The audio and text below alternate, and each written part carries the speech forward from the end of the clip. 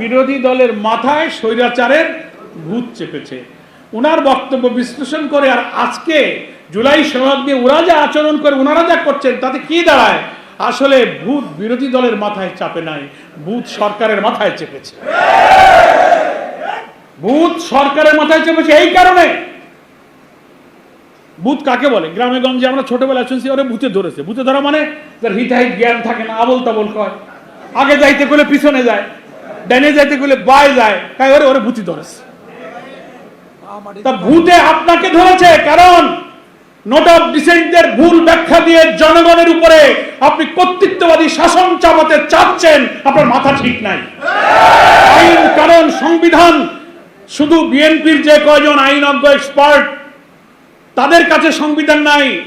আপনাদের বাইরে এই বিরাট 18 কোটি মানুষের বাংলাদেশ, একটা বিরাট বাংলাদেশ আছে।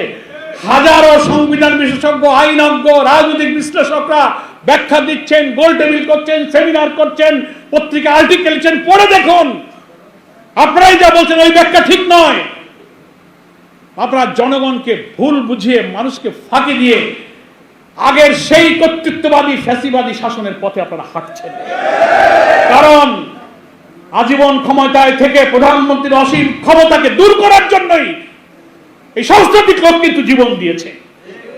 কর্তৃত্ববাদী একক ক্ষমতায় গেলে মানুষেরা দুর্নীতি, সন্ত্রাস আর দলীয়করণের দিকে যায় বলে আমরা এই রাষ্ট্র কাঠামো পরিবর্তন করতে চেয়েছি। আর আপনারা যে সব জায়গায় একমত হয়েছেন তার চেয়ে বড় মৌলিক মেজর কনস্টিটিউশনাল রিফর্ম হচ্ছে এই 10টা পয়েন্টের মধ্যে। এটাই যদি না মানেন তো সেই রাষ্ট্র আবার ওই ফ্যাসিবাদী দিকেই যাত্রা শুরু করবে। দেশটাকে আপনারা সেদিকে নিয়ে যাচ্ছেন।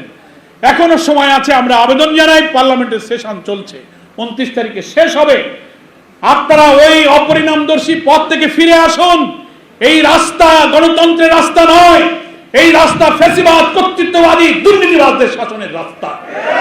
যাদেরকে বিদায় করার জন্য লোকেরা রক্ত দিয়েছে, আমরা আর কত রক্ত দেব? আমরা আর রক্ত দিতে চাই না। আপনারা ফিরে আসুন। এই পার্লামেন্টের সংবিধান সংস্কার পরিষদের শপথ করে আপনি সেই পরিষদের অধিবেশন ডাকুন। সংশোধনীগুলোকে আপনি আইনে রূপান্তরিত করে সংবিধানের তফসিলে অন্তর্ভুক্ত করুন। তাহলেই এই জাতির রাজনৈতিক সংকট থেকে বাঁচবে। কি বলেন? আমরা বলি এটা আপনাকে করতে হবে, কারণ এই সংকট আপনি তৈরি করেছেন। এই রাজনৈতিক সংকট বিএনপি তৈরি করেছে, বিএনপিকে এর সমাধান করতে হবে। আমরা বিরোধী দল 11 দল এটার সংকট তৈরি করি।